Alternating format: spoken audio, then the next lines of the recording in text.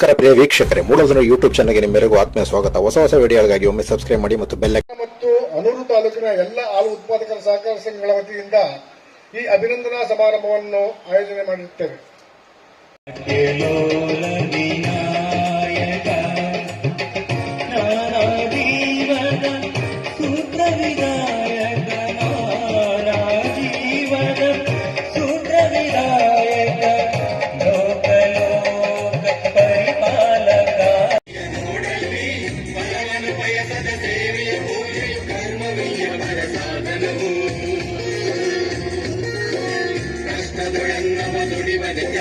ಸೃಷ್ಟಿ ನಿಯಮದೊಳಗವನೇ ಹೋಗಿ ಉಳುವ ಯೋಗಿಯ ನೋಡಲ್ಲಿ ಉಳುವ ಯೋಗಿಯ ನೋಡಲ್ಲಿ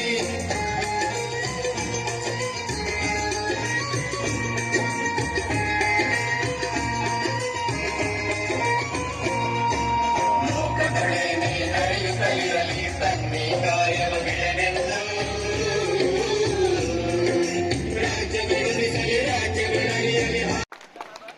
ಹುಟ್ಟುರೋಗದ ಸ್ವಾಗತವನ್ನ ಕೋರೋಣ ಮುಖಾಂತರ ಸ್ವಾಗತವನ್ನ ಕೋರೋಣ. ಅವರು ಕೂಡ ಚಪ್ಪಾಳೆಯ ಮುಖಾಂತರ ಕೋರೋಣ ಸ್ವಾಗತವನ್ನ ಕೋರೋಣ. ತುಂಬುವುದೇ ಸ್ವಾಗತವನ್ನ ನಾವು ಕೋರೋಣ. ದಯಮಾಡಿ ಚಪ್ಪಾಳೆ ಮುಖಾಂತರ ಅವರು ಕೂಡ ತುಂಬುವುದೇ ಸ್ವಾಗತವನ್ನ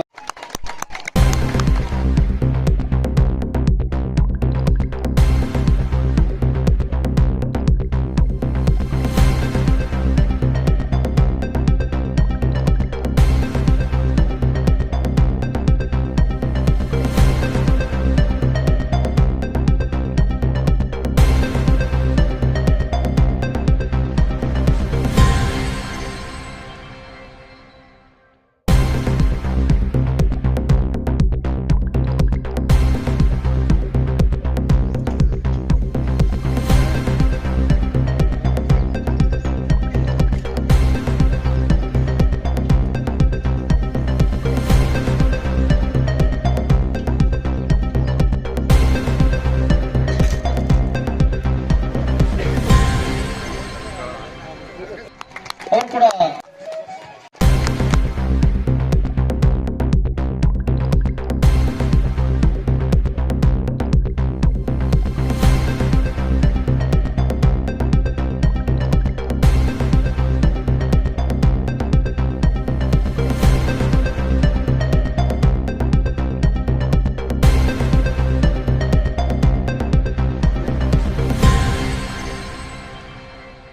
ಅಧ್ಯಕ್ಷರಾಗಿ ಅವಿರೋಧವಾಗಿ ಆಯ್ಕೆಯಾದ ಎಲ್ಲ ನಿರ್ದೇಶಕರುಗಳ ಸಹಕಾರದಿಂದ ಆಯ್ಕೆ ಆಗಿರುವ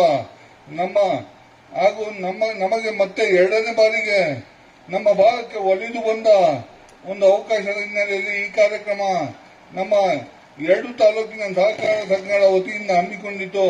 ಈ ಕಾರ್ಯಕ್ರಮ ನಡೆಸಲು ಹಾಗೂ ನನಗೆ ಉದ್ಘಾಟನೆ ಮಾಡಲು ಅವಕಾಶ ಮಾಡಿಕೊಟ್ಟು ತಮಗೆಲ್ಲರಿಗೂ ನನ್ನ ಉತ್ಪೂರ್ವಕವಾದ ಕೃತಜ್ಞತೆ ಇನ್ನೊಂದ್ಸರಿ ಸಲ್ಲಿಸಕ್ಕೆ ಇಚ್ಛೆಪಡ್ತೀನಿ. ನನ್ನ ಗುರುಗಳಾದ ಶ್ರೀಯುತ ಗುರುಮಣ್ಣಪ್ಪನವರಿಗೂ ಸಹ ಇಲ್ಲೇ ಸನ್ಮಾನ ಮಾಡಿದ್ದು. ಫಸ್ಟ್ ಒಕ್ಕೂಟದ ಅಧ್ಯಕ್ಷರು ಮತ್ತೆ ಮೇಲೆ ಅವರ ಹೆಸರಿದೆ. ಎರಡನೇ ಅವಧಿಗೆ ನಮ್ಮ ನಂಜುಂಡಪ್ಪನವರು ಅಧ್ಯಕ್ಷರಾದರು. ಮೂರನೇ ಅವರು ನಮ್ಮ ನಾಗೇಂದ್ರ ಅವರು ಸಹ ಇದೇ ಜಾಗದಲ್ಲಿ ಅಭಿನಂದನೆ ಸಮಾರಂಭ ಮಾಡಿ ಈಗ ನೂತನವಾಗಿ ಅವಿರೋಧವಾಗಿ ಆಯ್ಕೆ ಆಗಿರುವ ನಮ್ಮ ನಂಜುಂಡ ಸ್ವಾಮಿ ಸಹ ಇದೇ ಜಾಗದಲ್ಲಿ ನಾವು ಮಾಡ್ತಾ ಇದ್ದೀವಿ. ಯಾಕಂದ್ರೆ ನಮಗೆ ಎರಡನೇ ಬಾರಿಗೆ ನಮ್ಮ ತಾಲೂಕಿಗೆ ಒಂದು ಅವಕಾಶ ಒಲಿದು ಬಂದಿದೆ. ಅದು ನಮ್ಮ ಅದೃಷ್ಟ ಅನ್ಕೋಬೇಕು. 3,14,000 ಜುಲೈಯಲ್ಲಿ ಹೈಯೆಸ್ಟ್ ಪ್ರೊಕ್ಯೂರ್ಮೆಂಟ್ ಆಗಿದೆ ನಮ್ಮ ಒಕ್ಕೂಟದ ವ್ಯಾಪ್ತಿಯಲ್ಲಿ. ಅದಾದ ನಂತರ ಬಂದಿರೋ ಹಾಲನ್ನ ನಾವು ಮಾರ್ಕೆಟ್ ಮಾಡೋಕೆ ಸಂಬಂಧಪಟ್ಟು ಹೆಚ್ಚುವರಿ ಮಾರ್ಕೆಟ್ ಅನ್ನ ನೋಡೋಕೆ ಅಂತ ಬಂದಾಗ ಒಕ್ಕೂಟದ ವ್ಯಾಪ್ತಿಯಲ್ಲಿ 4 ಮೂಲೆಗಳಿಗೆ 4 ನಾವು ಆಡಳಿತ ಮಂಡಳಿಯಲ್ಲಿ ಕೂಡ ಚರ್ಚೆ ಮಾಡ್ತಾ ಇರ್ಬೇಕಾದ್ರೆ 4 ಮೂಲೆಗೆ 4 ಬೆಟ್ಟಗಳು ಅಂತ ಹೇಳ್ಬಿಟ್ಟು ತಾರೀಖ್ ಅವರು ಹೇಳ್ತಾ ಇರ್ತಾರೆ ಎಲ್ಲ ಆಡಳಿತ ಮಂಡಳಿ ಕೂಡ. ಹಂಗೆ ಈ ಕಡೆ ಹೋದ್ರೆ ನಮ್ಮ ಮಾದಪ್ಪ, ಇನ್ನೊಂದ್ ಕಡೆ ಹೋದ್ರೆ ಬಿಳಿಗಿರಿ ರಂಗನ ಬೆಟ್ಟ, ರಂಗನಾಥ, ಸಿದ್ದಪ್ಪ ಮಾಡಿ ಉತ್ಪಾದಿಸಿ ಅದನ್ನ ಮಾರಾಟ ಮಾಡಬೇಕಾಗಿರೋದ್ರಿಂದ ಈಗ ನಮ್ಮ ಆಡಳಿತ ಮಂಡಳಿ ಕಳೆದ ಬಾರಿ ಆಗಿರ್ಬೋದು ಈಗಿರೋದು ಆಗಿರ್ಬೋದು ಹೆಚ್ಚುವರಿ ಸಪೋರ್ಟ್ ಮಾರುಕಟ್ಟೆ ಮಾಡೋದಕ್ಕೆ ಅತ್ಯಂತ ಯಾವುದೇ ವಿಚಾರಗಳು ತಗೊಂಡೋದ್ರು ಕೂಡ ಅವರು ಇದು ಇಲ್ಲ, ಇದು ಆಗಲ್ಲ ಅನ್ನೋದಿಲ್ಲ. ಮಾರ್ಕೆಟ್ ಮಾಡ್ಬೇಕಲ್ಲ, ನಮ್ಮ ಒಕ್ಕೂಟಕ್ಕೆ ಬೇಕಾಗಿದ್ದು ಮೇಜರ್ ಮಾರ್ಕೆಟ್ ಮಾಡಿ ಅನ್ನೋ ಒಂದು ಉದ್ದೇಶದಿಂದ ಅವ್ರು ಸಪೋರ್ಟ್ ಮಾಡೋದ್ರಿಂದ ಈಗ ಕಳೆದ 3-4 ವರ್ಷದ ಕೆಳಗಡೆ 25,000 ಲೀಟರ್ ಹಾಲು, 5,000 ಮೊಸರು ಎರಡೂ ಸೇರಿ 30,000 ಲೀಟರ್ ಇತ್ತು. 2.5 ಲಕ್ಷ ಯಾವರೇಜ್ ಆಗಿ ನಮಗೆ ಪ್ರತಿ ದಿವಸ 2.5 ಲಕ್ಷ ಲೀಟರ್ ಹಾಲು ಬಂದಾಗ ನಾವು 30,000 ಲೀಟರ್ ಮಾತ್ರ ಮಾರಾಟ ಮಾಡಿ ಉಳಿಕಿದ್ದನ್ನೆಲ್ಲ powder, conversion, mother dairy, bulk sales, UHT sales ಅಂತ ಹೇಳ್ಬಿಟ್ಟು ಮಾಡ್ತಾ ಕೂತ್ಕೊಳ್ಳೋದಕ್ಕಿಂತ ಈಗ ತಮ್ಮೆಲ್ಲರ ಮತ್ತು ತಾವೆಲ್ಲ ಗುಣಮಟ್ಟದ ಹಾಲನ್ನ ಪೂರೈಸಿದ್ದಕ್ಕೆ ನಮ್ಮ ಆಡಳಿತ ಮಂಡಳಿ ಸಪೋರ್ಟ್ ಮಾಡಿದ್ದಕ್ಕೆ ಇವತ್ತು ಪ್ರತಿನಿತ್ಯ 70,000 ಲೀಟರ್ ಹಾಲು, 15,000 ಮೊಸರು, 85,000 ಲೀಟರ್ ಹೋಗ್ತಾ ಇದೆ. ಸದ್ಯದಲ್ಲಿ ಅದು 1 ಲಕ್ಷ ಲೀಟರ್ ಆಗುತ್ತೆ. ಆ ಮಟ್ಟಕ್ಕೆ ಮಾರುಕಟ್ಟೆ, ಒಕ್ಕೂಟದ ಮಾರುಕಟ್ಟೆ ಡೆವಲಪ್ ಆಗ್ತಾ ಇದೆ. ಅದ್ರ ಜೊತೆ ಇಲ್ಲಿರೋ ತಾವೆಲ್ಲರಿಗೂ ಹನ್ನೂರು ಕೊಳ್ಳೇಗಾಲದವ್ರಿಗೆ ಕೈಗಟ್ಟುವ ಇದರಲ್ಲೇ ಮಾದಪ್ಪ ಇದ್ದಾರೆ. ಅಂದ್ಕೊಂಡ ತಕ್ಷಣ ಶಿವರಾತ್ರಿಗೂ ಪಾದಯಾತ್ರೆ ಹೋಗ್ತೀರಾ, ಮಾಮೂಲ್ ದಿನನೂ ಪಾದಯಾತ್ರೆ ಹೋಗ್ತೀರಾ. ಬಟ್ ನೀವು ಹೋಗೋದ್ರ ಜೊತೆಗೆ ನೀವು ನಮಗೆ ಪೂರೈಸ್ತಿರೋ ಹಾಲನ್ನ ನಾವು ತುಪ್ಪ ಮಾಡ್ಬಿಟ್ಟು ಅಲ್ಲಿ ಪ್ರಸಾದಕ್ಕೆ ನಾವೇ ತುಪ್ಪ ಕೊಡ್ತಾ ಇದೀವಿ. ಇಲ್ಲಿರೋ ಮಾದಪ್ಪನ ಒಂದೇ ಅಲ್ಲ, ತಿರುಪತಿಲಿರೋ ತಿಮ್ಮಪ್ಪನಿಗೂ ನಾವೇ ತುಪ್ಪ ಕೊಡ್ತೀವಿ. ಅದಕ್ಕೆ ನಾವು ಹೆಮ್ಮೆ ಪಡ್ಬೇಕು. ಸ್ವಾಮಿ ಕಾರ್ಯನೂ ಆಯ್ತು, ಸ್ವಕಾರ್ಯನೂ ಆಯ್ತು.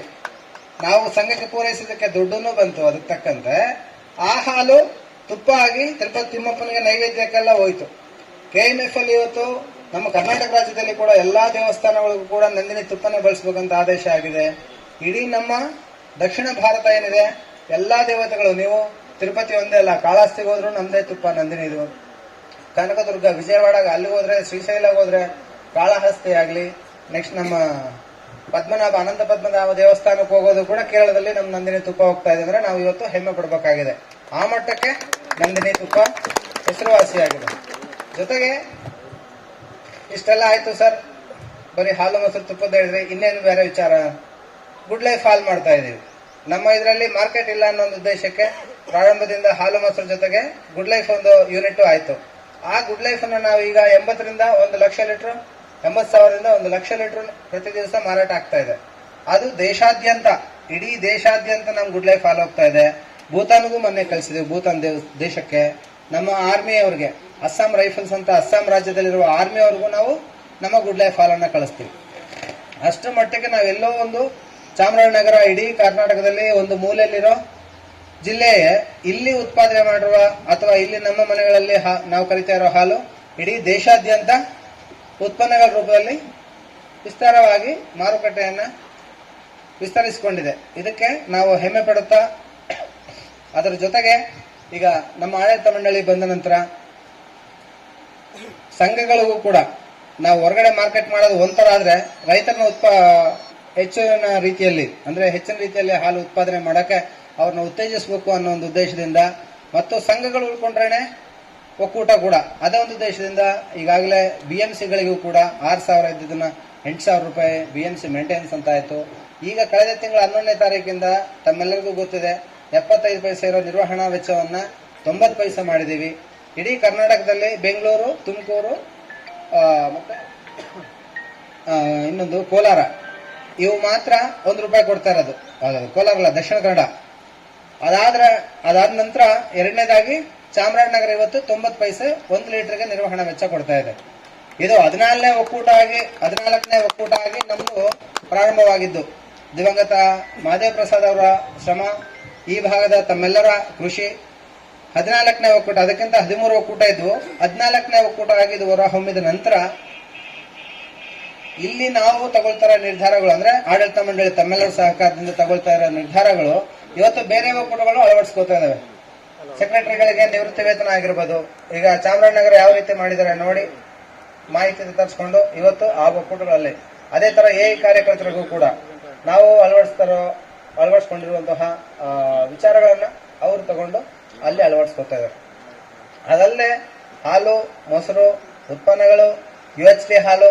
ಈಗ ನಮಗೆ ಬಗಲಿಗೆ ತಮಿಳುನಾಡು, ಕೇರಳ ಮಾರ್ಕೆಟ್ ಇರೋದು. ನಮ್ದು ಸೀಮಿತ ಮಾರ್ಕೆಟ್ ಆಗಿರೋದ್ರಿಂದ ತಮಿಳುನಾಡು, ಕೇರಳಕ್ಕೆ ಹೋದ್ರೆ ಅಲ್ಲಿ ನಮ್ಗೆ ಹಾಲು ಮಾರ್ಬೋದು, ಮೊಸರು ಮಾರ್ಬೋದು, ಗುಡ್ ಲೈಫ್ ಮಾರ್ಬೋದು. ಅದ್ರ ಜೊತೆ ಐಸ್ ಕ್ರೀಮ್ ಪ್ಲಾಂಟ್ ಮಾಡಬೇಕು ಅಂತ ಹೇಳ್ಬಿಟ್ಟು ಈ ಆಡಳಿತ ಮಂಡಳಿ ತೀರ್ಮಾನ ಕೈಗೊಂಡಿದೆ.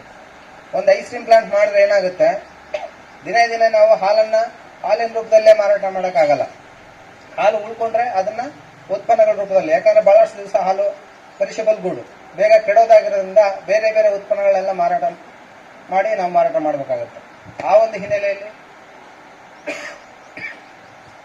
ಹೊಸದಾಗಿ ಐಸಿಎಂ ಪ್ಲಾಂಟ್ ಒಂದು ಮಾಡ್ಬೇಕಂತ ಈಗಾಗಲೇ ಆಡಳಿತ ಮಂಡಳಿಯೆಲ್ಲ ತೀರ್ಮಾನ ಆಗಿ ಅದಕ್ಕೆ ಕೇಂದ್ರ ಸರ್ಕಾರದಿಂದ ಅನುದಾನ, KMF ಇಂದ, ಇನ್ನು ಎಲ್ಲೆಲ್ಲಿ ಯಾವ್ಯಾವ ಮೂಲಗಳಿದಾವೆ ಎಲ್ಲ ಕಡೆಯಿಂದನೂ ಅನುದಾನ ತರಬೇಕು. ನಮಗೆ ಬರ್ತಾ ಇರೋ ಅನುದಾನದ ಬಗ್ಗೆ ಇನ್ನು ಅಧ್ಯಕ್ಷರು ಅವರೆಲ್ಲ ಇದ್ದಾರೆ, ಮಾತಾಡೋರು ಅವಾಗ ಇರ್ತಾರೆ.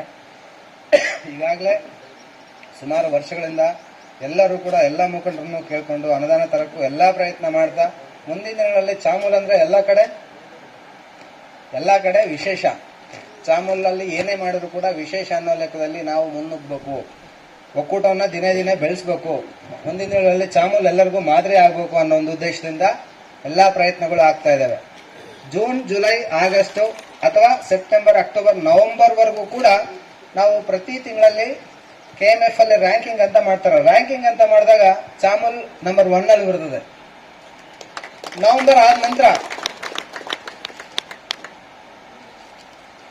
ಆದ ನಂತರ ಡಿಸೆಂಬರ್, ಜನವರಿ, ಫೆಬ್ರವರಿ ಬಂದ ತಕ್ಷಣ ಕ್ವಾಲಿಟಿ ಕಡಿಮೆ ಆಗುತ್ತೆ. ಅಲ್ಲಿ 3, 4, 5ನೇ ಪ್ಲೇಸಿಗೆ ಬಂದ್ಬಿಡ್ತು. ಹಂಗಾಗಿ ಈಗ ತಮ್ಮೆಲ್ಲರಿಗೂ ಕೂಡ ನಾನು ಮನವರಿಕೆ ಮಾಡ್ಕೊಳ್ಳೋದು, ಈ ಸಂದರ್ಭದಲ್ಲಿ ಕೂಡ ಈಗ ನಮ್ಮ ಆಡಳಿತ ಮಂಡಳಿ ಸಂಘಗಳು ಉಳ್ಕೋಬೇಕು, ಅವ್ರಿಗೂ ಅನುಕೂಲ ಆಗಬೇಕು, ಮತ್ತೆ ಅವರಿಗೆ ಸ್ಯಾಲರಿ ಚಾರ್ಟ್ ಕೊಡಬೇಕು.